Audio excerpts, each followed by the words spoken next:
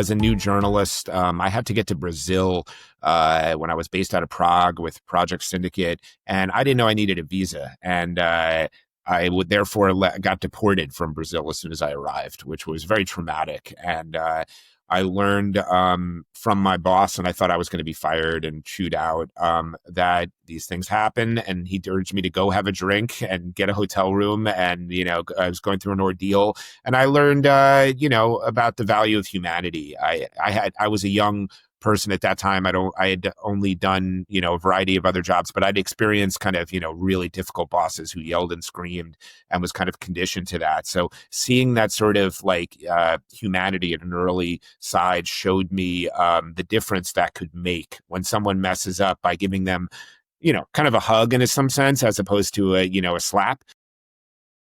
This week, I'm joined by a corporate spy, consultant and speaker. His name is Jeremy Hurewitz, and we will be talking about rapport building, understanding and managing your emotions, some of the secrets, myths, maybe not many secrets, mostly myths and misconceptions around the world of espionage, corporate and otherwise. And perhaps most importantly for leaders, whether you're new or experienced, how to still build rapport, how to continue working productively with people you just don't really like.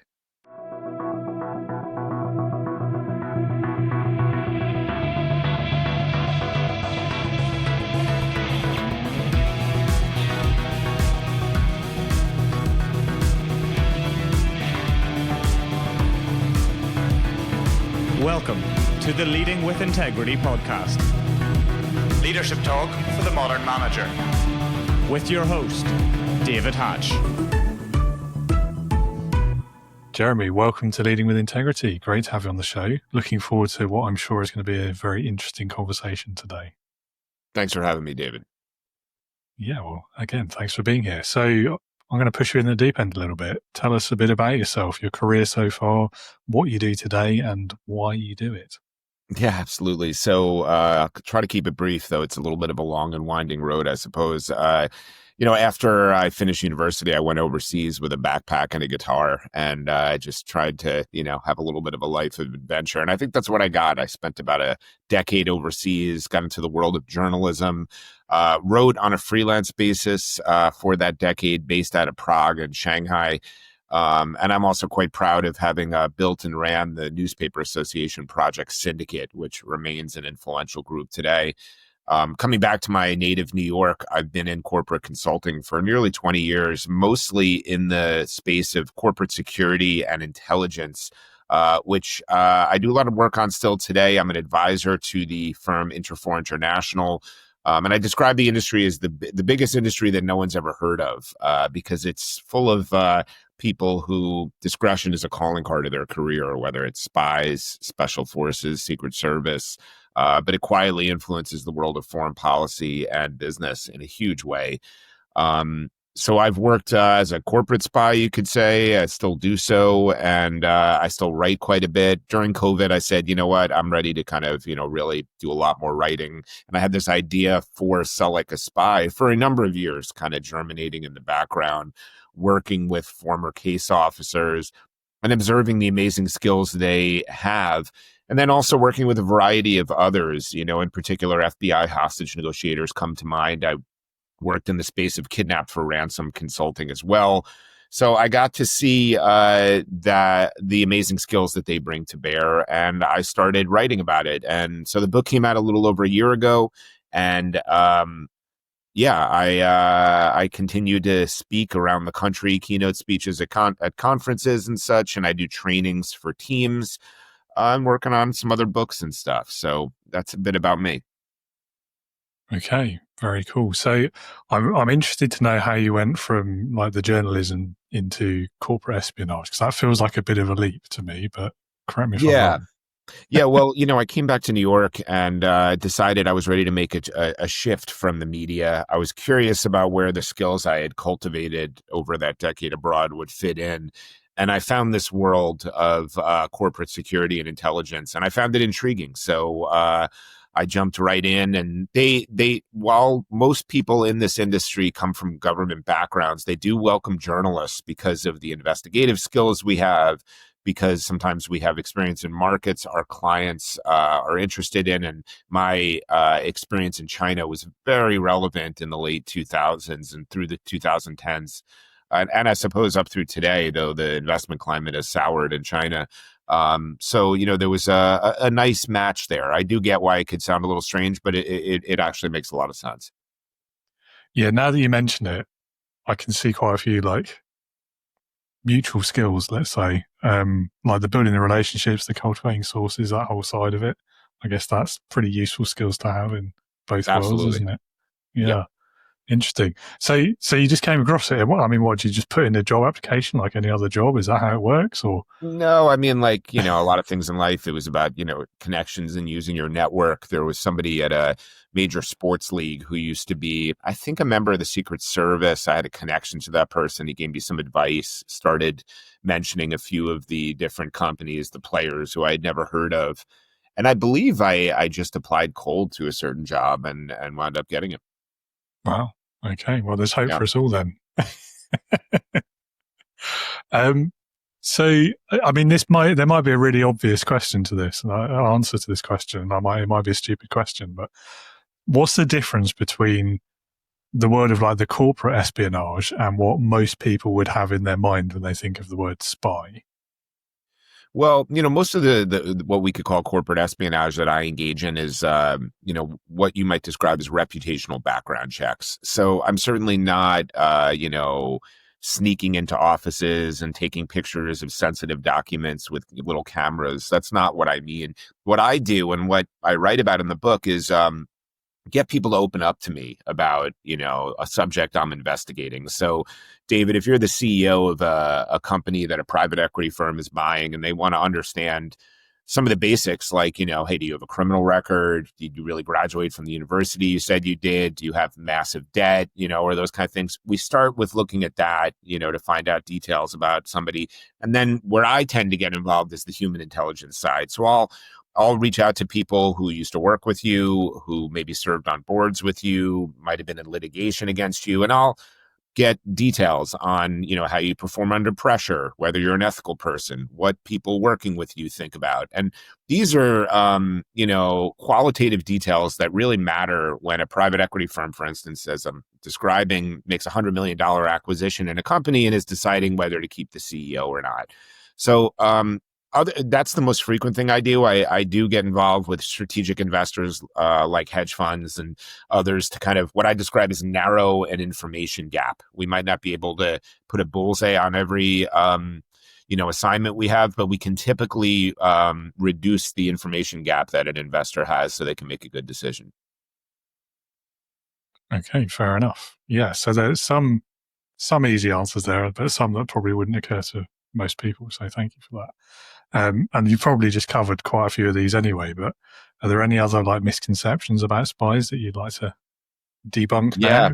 Well, I actually don't think I hit some of the most important ones, which I kind of start every talk or training with, because I always feel that we have to level set about spies to learn from them. Because look, I enjoy, and I'm a big consumer of, in fact, Hollywood fare on spies, or wherever they are overseas. I watch overseas spy stuff quite a bit too, TV films and spy novels.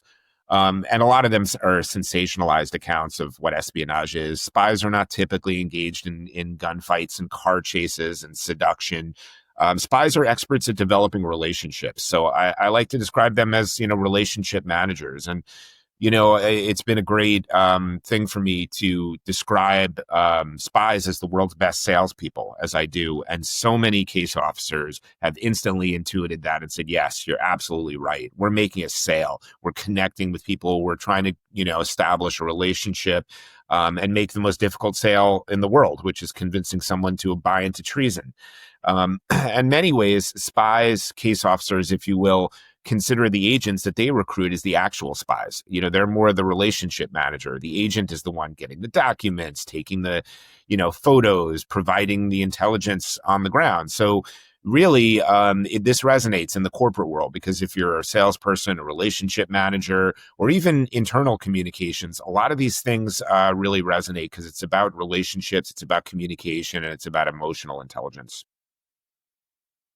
And that feels like a really good place to ask a follow-up question about your book and what Selling Like a Spy is all about. So go ahead. Yeah, well, so Like a Spy is, again, about that idea that spies are the world's best salespeople. And, what I say to people is that, let's face it, unless your product or service is totally differentiated in the market, or you have a price point that blows competitors out of the water, relationships really matter. I know every company wants to think they're different, but in most instances, you have competitors that do something very similar to what you do. So, you have to lean on, human behavior, human relationships. People want to buy from those that they like. People want to spend time with those that make them feel good. So, in an undifferentiated market, they might choose me over you, David, if I have made them laugh, if I have made them feel comfortable, if I have made them feel listened to. So these are key details. They're very subtle, but they can make all the difference. So I have a lot of tips in the book on, relationship development. I have details on negotiation, from the world of FBI hostage negotiators, skills on diffusing challenging emotional encounters, and then other outside the box ideas on relationship development, how to accentuate different sides of your personality, how to lean into, your passions that can open up hidden doors in your career and in your everyday life. How to, go to where clients are in a more unconventional way than kind of your typical networking, as spies do. And I try to thread the narrative with, rich and compelling anecdotes from the world of government service. And hopefully I've succeeded at that. Well, no doubt. And consider it on my Christmas list as well. So I'll let you know. So one of the things that I know you mentioned in the book is this phrase like emotion trumps cognition. And I found that quite an intriguing one when I saw it in your profile. So, I mean, it's relevant, I think, in the sales world. I think it's also relevant for leaders, for anyone in any relationship potentially, but certainly in the context of the workplace, those kind of emotional encounters, the confrontations. So can you share maybe some of your methods or your tips on how you can de-escalate those sort of situations and get the most from them without blowing up the relationship, hopefully? Absolutely. So these come from FBI and other law enforcement and special forces who, are in life and death situations and have to use these. But they're very compelling strategies for everyday life and our careers as well. Emotion trumps cognition. I mean, how many times have you been in a heated argument and then later said, I wish I said this one thing. Why didn't I say it? It was so obvious. It's because your mind is choked with the emotion and you don't think as well. So, one of the best things you can try to do is calm down. And there's a lot of details about like breathing and things you can go through, but I'm focused a little more outwardly on how to calm the situation and deal with the other side. So, when I train teams and talk with leaders, if you have somebody who comes into your office and is super upset about something, the first thing you want to do is invite that person to sit down, and if they won't sit down, don't stand up and meet them. That will raise the temperature in the room. The next thing is to really let that person fully unburden themselves. Don't interrupt them. You might be really busy. You might think what they're saying is nonsense. You might be able to prove it's nonsense by interrupting them. But if you value the relationship, let that person fully unburden themselves, because it will calm them if they can speak until they're finished. There are other strategies I write about too, like inviting them to be a stakeholder in the solution. What do you think we should do here? And that leads to certain kind of A/B paths. Sometimes they might say something totally outrageous. This person should be fired, or the police should be called. And then they might realize after they say that outrageous thing how it sounds, and that deflates them too. It might make them feel a little bit more responsible, as another scenario there, and then you can start a dialogue. So those are a couple things. One of my mentors that I write about in the book, Gary Nessner, who's well known for his work on the Waco hostage situation. His book his memoir is called Stalling for Time. And in many ways, these hostage sieges take so long because they want to let that emotion, kind of dissipate a little bit. So if you're dealing with someone and you're not getting to the resolution based on a few of these ideas and others I talk about in my book, you call a timeout. You say, look, whether it's a spouse, a colleague, hey, how about we talk about this, in an hour or two? Or how about we circle back tomorrow on this and just both think over what we've shared here? And it will almost always be a better conversation at that time. And then finally, I won't use, I don't know your standards here, but I'll keep my language somewhat censored. One of my favorite notes is if you're dealing with someone on the street, it's not necessarily your close relationship or, a colleague, but if someone's really upset, what you want to do is step back and say, is it an F this or F you situation? If it's about F this, it's the situation, well, then there are things you can probably do together. If it's F you, and they're targeted specifically at you, then you have to think about, extricating yourself, self-defense. So, having frameworks for dealing with these intense emotional encounters can help you to manage your emotions and lead to a better outcome. I think it's one of those things, it's way too common, isn't it, in the average workplace, I fear. But probably everyone can identify with that kind of heated conversation moment, let's say. Certainly, at least I hope not to the extremes that we're talking about in the spy world, but it is interesting. And I find a lot of the advice about it focuses very much on how to manage yourself and your own emotions, which, don't get me wrong, is very valuable. But also it's only addressing half of the conversation at best, isn't it? And so I think that's why some of the steps you've just talked about are actually really useful, because it's helping you manage the situation and the other side of that confrontation as well, which I don't hear a lot, if I'm honest.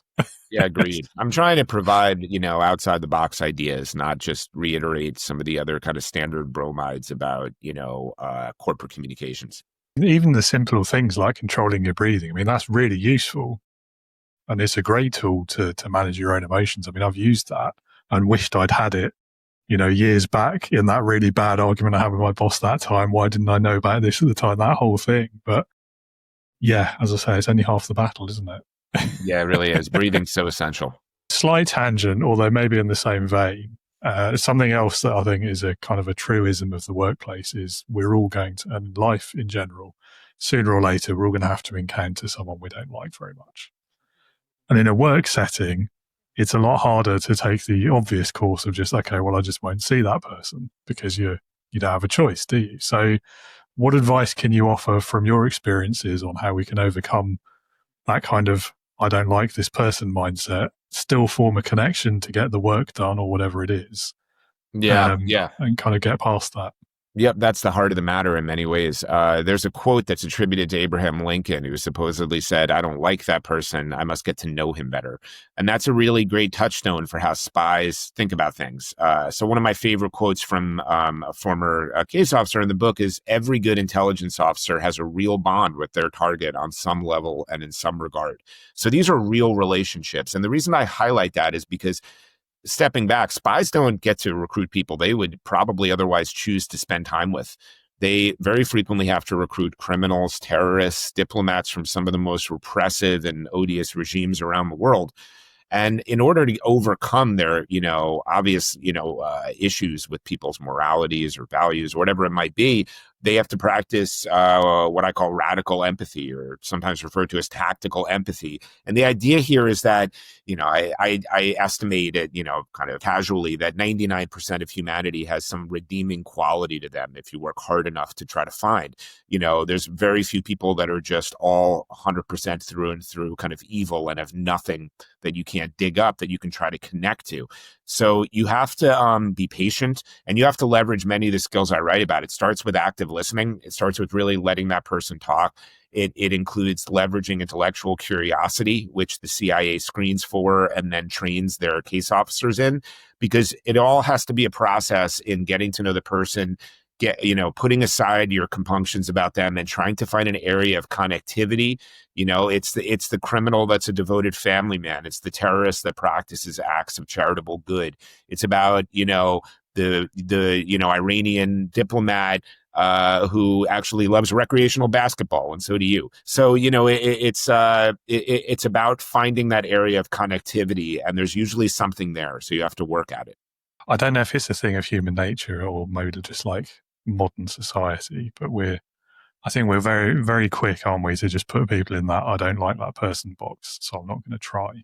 Absolutely. But hearing you talk about that, like if spies can find something to connect with like terrorists on, then the rest of us should be able to manage that guy in the office who didn't make my coffee right that time or whatever it is. Like, well said. I mean, people are conditioned to seek comfort, and that's why on the other side of it, we should try to be that person that provides that comfort. And I offered a lot of thoughts on that. But on the other side, you have to, if it's somebody that you need to connect with, and getting beyond your career stuff, it's, what if you dislike your mother-in-law or your brother-in-law? You're gonna, if you care about your spouse, you're gonna have to deal with that person, and trying to leverage these skills in your everyday life will help you refine them for the business world as well. But yeah, we automatically kind of recoil from people that we don't connect with, that don't seem to respect us or treat us as we think we should. But there's a whole world of connectivity and learning from trying to overcome that and connecting with those people.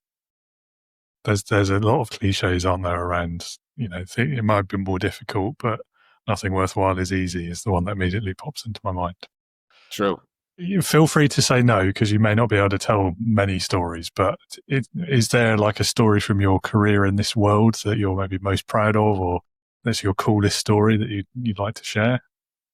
Well, I don't know. For some reason, this just came to mind, but I was working on a case. I probably have to keep the details quite obscure, but it's not common for me, but there was a murder case that I was working on. And we were working for the defense counsel, who it was all over the media, and the person was being described as, upstanding and a moral person. And the defense counsel was quite aware that this person had a much shadier past.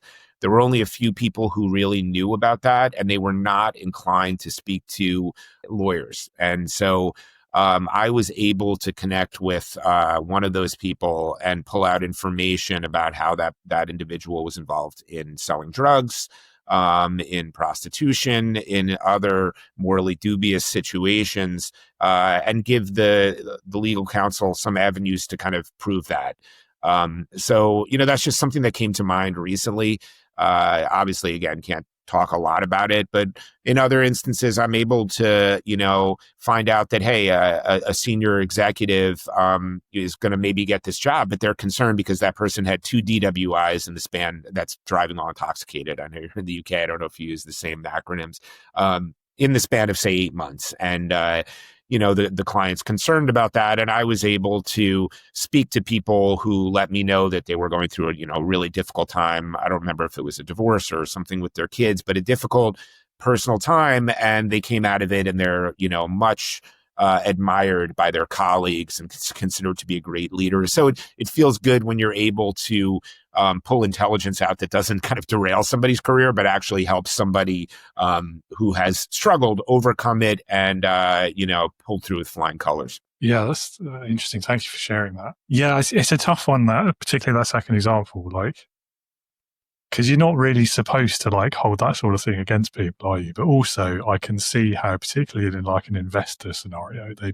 probably would like to know about that sort of thing, wouldn't they? So, yeah, agreed. That is a tough one. Changing tack a little bit. One of the things I think that new managers, in particular, new leaders, first timers, really struggle with is that process of building that rapport with these people that they're now responsible for. Either way, whether they're coming into a new team from the outside or whether they're now leading former colleagues, there are challenges around both of those scenarios. Are there any other tips or techniques that you could share that you maybe haven't mentioned already that would help someone in that situation? A couple of things come to mind. I'll share one here. It depends on, obviously, the atmospherics and everything, and you need to use emotional intelligence to discern that. But if you're somebody new coming in, and maybe you're slightly intimidating, you're the new CEO, you have a big background, you can tell that your new colleagues are a little wary as they're getting to know you. Well, one of the really powerful ways of connecting is vulnerability. And, vulnerability breeds intimacy, and humanity breeds credibility. So making yourself vulnerable taps deeply into behavioral science. I like to say that not all of us experience tragedy, but all of us understand misfortune. So we deeply want to relate to people. And I often share a very personal story about how a little over a decade ago, I had a brain tumor. It was benign, but the long and complex removal of it, took the hearing from my right ear. So I'm deaf on my right side. And, that creates a dynamic where I'm always trying to sit with you on my left, or if we're walking, I keep you on my left. And I oftentimes have to explain that. And I've oftentimes had to do so in a business setting when someone is keeping me at a distance and maybe they think I'm pitching them. And what I tell people is that every time I've ever shared this, and I could even see it on your reaction, David, it triggers empathy, right? It triggers a connection, and it narrows an intimacy gap. So if you're a leader, you don't have to talk about everybody has a different set of circumstances to share. But even as a leader, you might say something like, taking on this new company and getting to know everybody here is a huge challenge. I've oftentimes find myself overwhelmed. So making yourself vulnerable and sharing, hey, I'm just human, just like you, is a really great tactic. And spies use it all the time. I have a story in my book about how, one case officer in the Middle East would frequently share that he had a child on the autism spectrum. And that led people who he would subsequently recruit as agents to draw closer to him and talk about their families as well. So, and that's behavioral science. When we share something, people tend to respond to things in kind. So it's a really worthwhile tactic. But you have to demonstrate emotional intelligence about when you use it and what you use, But I would urge people to dig in and, take off their business armor occasionally and make themselves vulnerable. Absolutely agree with that. I think it's that trust word, isn't it, that comes up a lot. We're always talking about trust, I feel like. And I've always been of the view that the leader has to be the first to trust. And I think that's why vulnerability, like you've described, is so powerful, because you're not just trusting first, but you're trusting with potentially something really personal, or that you maybe, at least in the traditional expectation of leaders, people don't expect to hear that sort of thing. And it works for a reason, doesn't it? Yeah. So I've seen it work. Daily, I see it work. Yeah. But I agree as well. You've got to read the room, haven't you? You've got to understand the context. I think you have to get to know people a little bit first, because there's a danger, isn't there, if you share the wrong thing, or it's taken, the tone's not quite right, or it's out of context, and it can be more damaging than helpful. I was trying to think of an example, but there's someone I used to work with had obviously read a management book somewhere about vulnerability.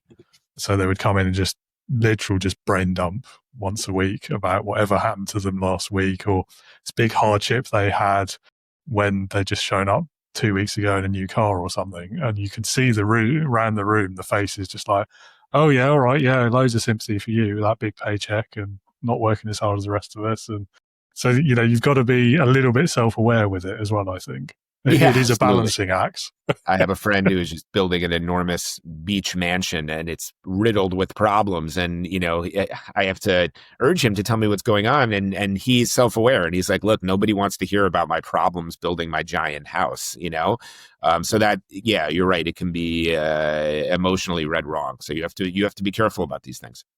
Yeah. Yeah. It's a weird one, isn't it? Because I think without the leadership dynamic there, it's maybe not such an issue. But I think when there's that difference in status, if you like, even if it's just a perceived one, it can be a real minefield. Agreed.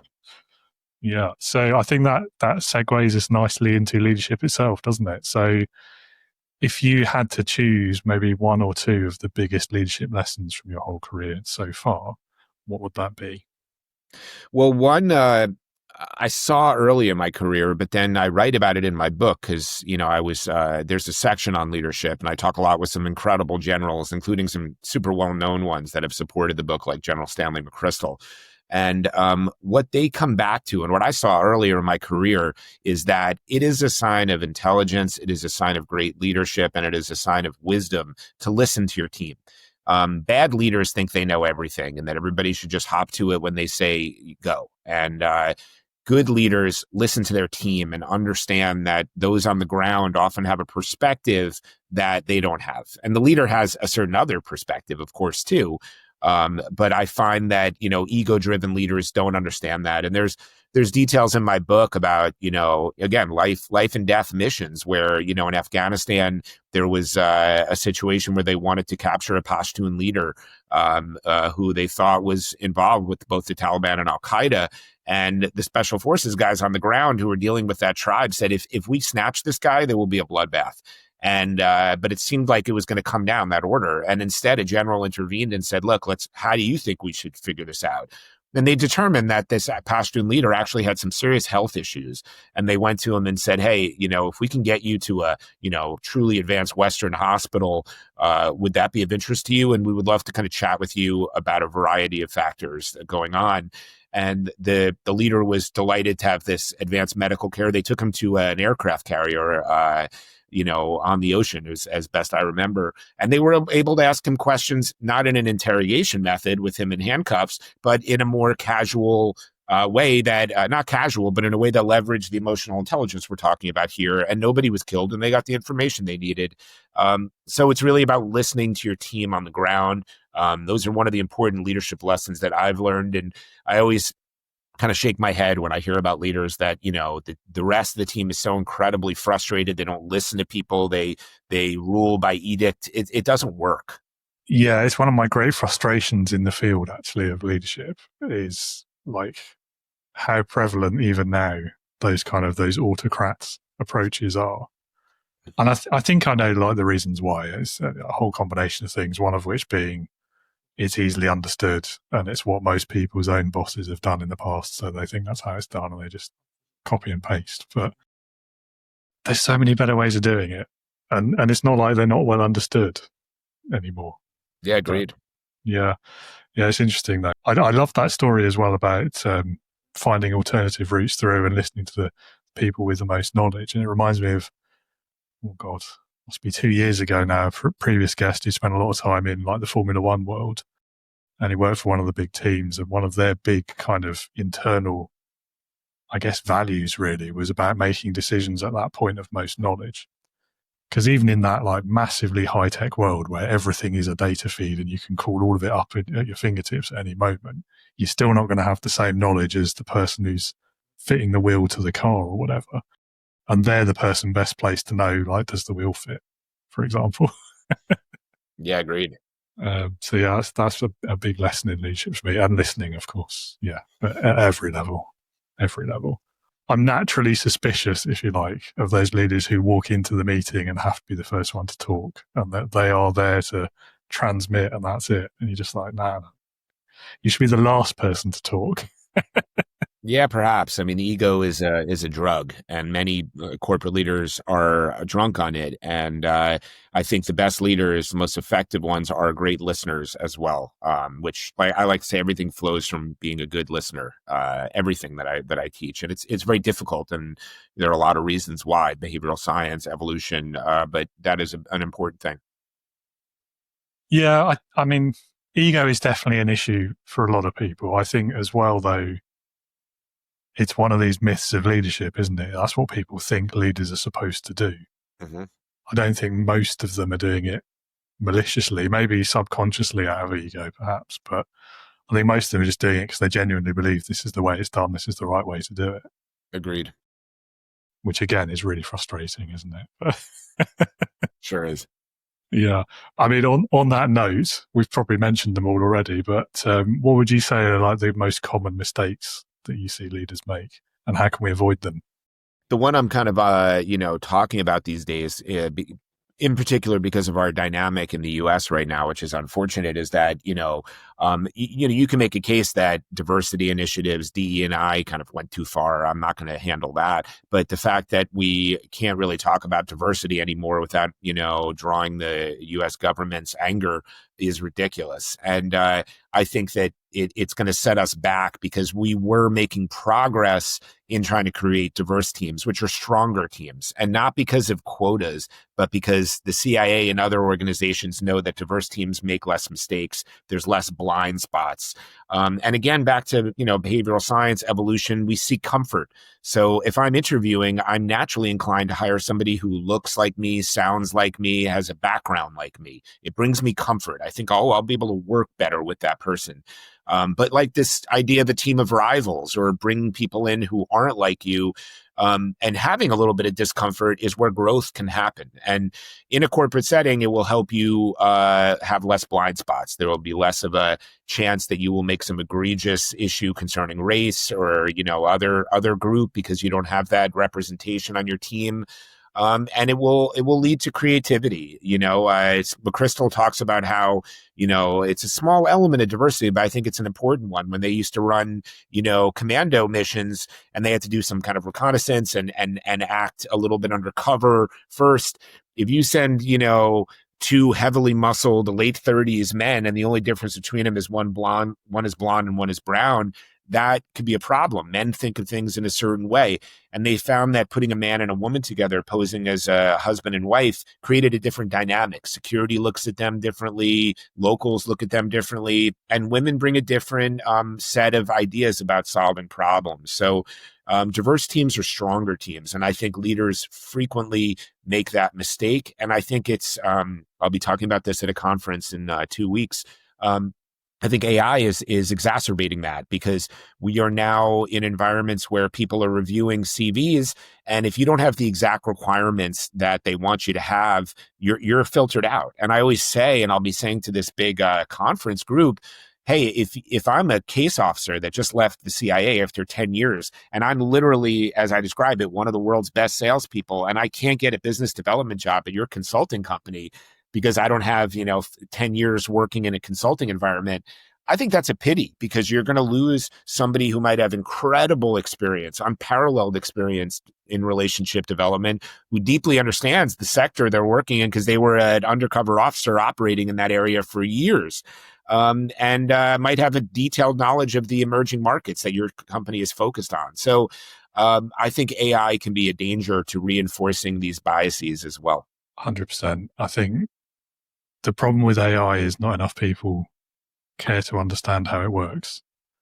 And in situations like that, it's like it's its great strength in a lot of ways, but in that situation, it's a huge weakness, especially if you don't understand that it's a weakness. So you might just be trusting. I'm sure a lot of people are. But I mean, the way those models are built, they're just given loads and loads and loads of data. So if you're training it to filter CVs, so you give it the last 100 CVs of people you've hired, and they all just happen to, because of your unconscious bias, all look the same, sound the same, and come from more or less the same places, then that's what it will be looking for, because that's how AI works at the moment, at least, until it evolves again.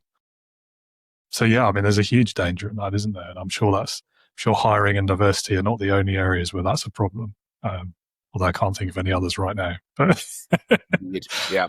Yeah. And the point about the industry and the backgrounds as well is, I mean, not so long ago, we were hearing a lot about, particularly the big companies were actively hiring outside of their sector in order to address exactly that problem and get different ideas in different sets of experience. Not heard that talked about in a while now, though. Has that gone away? Like, have we given up on that idea? Was it not valuable? I agree. There's a really good book called Range by David Epstein that I refer to in the epilogue of my book. And, a multidisciplinary approach, I think, is a really valuable one. So, and he talks a lot in that book about how, outsiders have often given some of the most incredible answers in the fields of science and different things. And now in our age of denigrating expertise, I don't want to pile on with that because experts are so important. And I lament kind of that age that we're living through. But I just want to highlight that multidisciplinary perspective and the different viewpoints on a team strengthen a team. No, absolutely. I agree. I also don't want to pile on the experts. You've got to have both in my book because you do need that established expertise who knows the ground rules of the technology or the industry or whatever it is, because there are always some, like in aviation, for example, there are certain things you must not do for safety reasons. And if you have never worked in aviation, you might not understand that. So you've got to have that expertise who has, in order to temper some of the more out there ideas of the other industry expertise or the outsider. Agreed. But as you say, like, that outsider view is also very important, because that same mindset of the expert, and I'm thinking back to my aerospace experience here in particular, you do get stuck in that loop very easily of, we've always done it this way, therefore we always will do it this way, which can be really difficult to break out of, especially when you've got things like the safety case as like your ultimate justification. Yeah, agreed. Another big high-profile one that comes to mind in recent years, this whole the Titan sub thing as well, on that particular aspect. And NASA have made that mistake as well, I think, a couple of times now. So it's not like, I don't know, it's not like these things aren't well understood. And I don't know if diversity is the answer, but, carrying on the same isn't, definitely. So, yeah, I don't know if quotas are the answer. I think people will push back on that. But I think, the work I'm doing, I'm trying to push corporate teams to, think a little bit differently, to embrace diversity, not because of quotas or because of some woke agenda, but because it will make your team stronger. Yeah. I mean, I don't know much about the quotas thing. I don't think that's really been an issue in the UK. I do know that there is one of these areas that gets very emotive and politicized, doesn't it? And I think, again, like AI, people don't take the time to understand what's actually the law. So here, for example, there used to be a lot of thing where it's kind of similar to the quotas thing, but people used to get really up in arms about positive discrimination, in inverted commas. And they'd kick off about, I shouldn't have to hire this person instead of the other person just because they've got a particular protected characteristic or other. But if you actually read the letter of the law, what it had always said was, it is legal to discriminate on the basis of a protected characteristic when you have two otherwise equal candidates, which is by no means the same. Right. Like, it's totally different. But anyway, that one always used to bug me. Okay, so moving on, we got dangerously close to politics there, didn't we? We did. Let's steer away. Yes, indeed. Well, I quite enjoy talking about it, but I know most listeners probably don't want to hear about it, so I try not to go on about it too much. In your entire career so far, what's your best memory of being led? Best, there are a couple moments where bosses really made a big difference in my life. As a new journalist, I had to get to Brazil when I was based out of Prague with Project Syndicate, and I didn't know I needed a visa. And I would therefore got deported from Brazil as soon as I arrived, which was very traumatic. And I learned from my boss, and I thought I was going to be fired and chewed out, that these things happen. And he urged me to go have a drink and get a hotel room. And, I was going through an ordeal. And I learned, about the value of humanity. I was a young person at that time. I had only done, a variety of other jobs, but I'd experienced kind of, really difficult bosses who yelled and screamed and was kind of conditioned to that. So seeing that sort of like humanity at an early side showed me the difference that could make when someone messes up by giving them, kind of a hug in some sense, as opposed to a slap. So I learned that. And then, I had a great boss named Pat Donegan in a consulting environment, who was just very dynamic and was very good at showing his warmth, but was also very good at providing rigor. And those are, learning technical skills from a boss is something that I think is important. And every boss should leave their employees with something that they learned. They should be passing on wisdom. But a boss is also really important, a leader, in creating esprit de corps and creating an environment in which creativity is rewarded, where hard work is rewarded, where it's fun. I guess everybody responds to different things, but I've never responded well to kind of a martinet and someone who's going to be such a disciplinarian and ruling by fear. I respond by being made a stakeholder, by working in an environment that feels dynamic, that feels fun, that feels fair. So both of the individuals I mentioned, and I didn't mention the name of the other person, Professor Andrzej Rapaczynski, these were leaders who taught me a lot in my life, and I benefited from their wisdom. Yeah, there's a lot to be said for that sort of, especially in a situation like that where the individual has made a mistake. Like, they know they've made a mistake. They know they've made an oversight. They're having a terrible experience. You're not going to like make them remember it anymore by piling on and slapping them or whatever, verbally, hopefully. No. And if there's something they've done too, you can maybe address that when they're less emotional too, right? Emotion trumps cognition. Just if they're a valuable member of the team and you don't intend to fire them full stop, get them to calm down, remind them that they're valued and everybody makes mistakes. And then you could diagnose what happened afterwards. Absolutely. Yeah. And look at it more as a learning opportunity and use that sort of language as well. And make it not a kind of you and I, but more of a we conversation. Right. I think it's so easy. It's such an easy difference, isn't it? And yet again, like so few people do it as a first instinct. But the such a massive difference it can make in how that person will remember you as a leader, see your story, but B, like the eventual outcome of that situation and probably your long-term working relationship, whether it will exist or not, potentially. Agreed. Yeah, I don't get why. It's a weird one. I don't get why people react like that. It's just like, it's so unhelpful. Objectively, immediately unhelpful. Anyway. Yeah, agreed. If you could start your career over again, is there anything you would do differently? I grapple with that occasionally, and I usually come back to the fact that I like where I am, and I kind of had to be where I am, to walk the path that I walked to be where I am.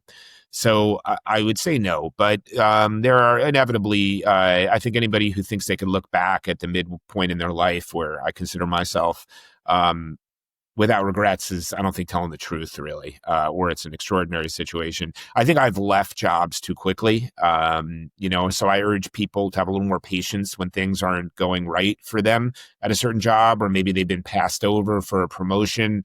Don't be hasty, take your time a little bit. I've seen it play out, the cliche that the devil you know is better than the devil you don't. So, be careful and deliberate with changes in your career when you might choose to leave a certain job. Don't do so at a peak. So that's a lesson I've learned in my life. I get where you're coming from. The devil you know is still the devil, though, I would just say. No, I think you're right. I mean, there's always, especially where there's a high emotion situation, as we've talked about already, but always sleep on it at least once or twice, I think, before you stall for time. Yeah, exactly. You don't want to make any knee-jerk reactions when because it could have any number of unseen impacts on your career. That said, I've done the opposite in my career. I've left the job too slowly, and that's one of my biggest professional regrets. So, there's a middle ground somewhere, I'm sure. I agree. I don't know how you find it, though. Yeah, if you have a blueprint, let me know. But I suspect it's different from everybody. Every situation's different. There's so many, variables. Yeah. Yeah, I think at the end of the day, it's like most things, isn't it? It's what you can live with at the time. And as long as you're still sleeping at night and there's a roof over your head. Agreed. We can put up with a lot of things, can't we? Well, time's been flying and we've run through all these questions very quickly, I have to say. So I've only got one left, but it's my favorite one. So it's called Leadership Heroes. Leadership Heroes.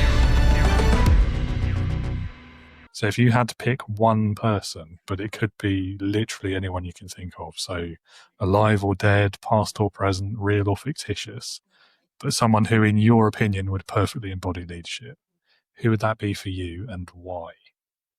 Well, I think it would probably have to be General Stanley McChrystal. I never served under him, but I'm such an admirer based on the interactions I've had with him about somebody from such a vaunted background and position, the way he listens, the way he is able to take information from people in such different walks of life and synthesize that to grow from it. I've seen it firsthand. And then I've powerfully, because you never know if someone's just treating you in a certain way, I've heard it from people who've served under him. So a really extraordinary leader who knows how to listen. In my book, he describes himself, even though he was the commander, I think that was literally in his title, of all the joint forces in Afghanistan, he called himself more of an influencer. And I was like, you are literally a commander. So you literally tell people with guns to do certain things, including lethal action. But he felt that his role was to get people to think it was kind kind of their decision, and he was influencing their actions. So he created an environment in which people were thinking that they were empowered to make decisions, and he was subtly guiding them. So he's an extraordinary individual, and I would encourage your listeners to, look into him, buy his books, and dig in. He's a really powerful leader. Yeah, fair enough. I mean, I have heard the name. So yeah, he's known here as well. It's interesting. So you talked earlier about the misconceptions we get about the world of spying from Hollywood and TV. And I think the same is true of the military and how they do leadership, because it's usually portrayed exactly that. It's like the shouty people, leading from the front, charging in first, like follow me over the hill, boys, that sort of thing. But I mean, I've interviewed quite a few veterans now on the podcast. I used to work with quite a lot in past career. And you have a conversation with those people who have served about leadership from both sides of the pond, actually. And invariably, like almost without exception, I think, they tell a story very opposite to the way we perceive it.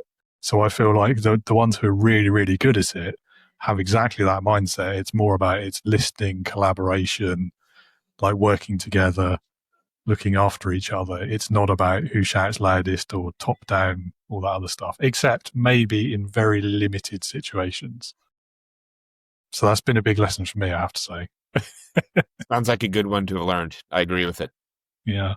Well, Jeremy, I think we're at the end, I'm sad to say. It's been a very entertaining and interesting conversation. Thank you for being with us and for sharing all of your stories and insights. One final thing I will ask you, if anyone would like to know more about you, perhaps get a copy of your book or anything like that, where can they go? What are the links? Yeah, thanks so much, David. It's been such a pleasure to talk to you. My book, Sell Like a Spy, is available most places you buy book. It's, ebooks, Audible. I read the book. So for better or for worse, you'll have my voice there. I'm at selllikeaspy.net. If you want to learn more about me, read some stuff I've written, see examples of me speaking. And I always encourage people to connect to me on LinkedIn as well. Lovely. And I'll put all of those links down in the show notes so who can find it easily. Terrific. Well, that's it. Thank you so much. Have a great rest of your day. My pleasure, David. Thank you for having me. Jeremy, thank you again so much for your time. Great conversation there. And it's touched on quite a few quite important topics that we don't always get into that much depth about when they come up, if they come up. So thank you for being with us. Great conversation. I certainly learned quite a few useful tips there. Listeners and viewers, if you would like to learn more about Jeremy, as always, you know where to go. Check those show notes, find the links to his website and his socials, reach out to him, learn more of the things, maybe get a copy of his book as well. If you are one of those new leaders who is struggling with the adjustment to leadership, to responsibility, perhaps confidence or imposter feelings are getting you down, setting you back, and you just don't quite feel like you're getting the most from your leadership and from your team. And if you're looking for support, and if you are in fact a science fiction fan, maybe even as big a one as I am, then do come along and join us at the Integrity Leaders online community. It's built for people like you, new to leadership, still struggling to make the adjustment, looking to expand your leadership skill set, learn how to be people first and lead with integrity. You've probably had a few bad bosses in your time and you don't want to go down that path. You don't want to replicate the poor leadership you've had to experience yourself. You want to be the leader you wish you had had. If any of that is ringing bells for you, then Integrity Leaders is the place for you. The link is on the screen and in the show notes.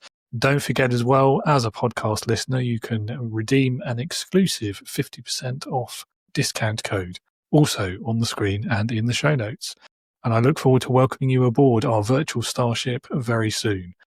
My LinkedIn details are also down there in the show notes. If you have any questions about the community before joining, please do reach out, drop me a message. Always happy to chat. Leadership, community, podcasting, you name it. I'll have a conversation about it. That's all we've got time for this week. Thank you so much for being with us. And I hope to see you again next week when we've got Dr. Tomas joining us to talk about his somewhat controversial views on the concept of authenticity. We'll also cover his latest book, the title of which is Don't Be Yourself. So maybe that's a bit of a spoiler. But anyway, you just have to come along and find out, won't you? And I will hopefully see you there. In the meantime, as always, be a leader, not a boss.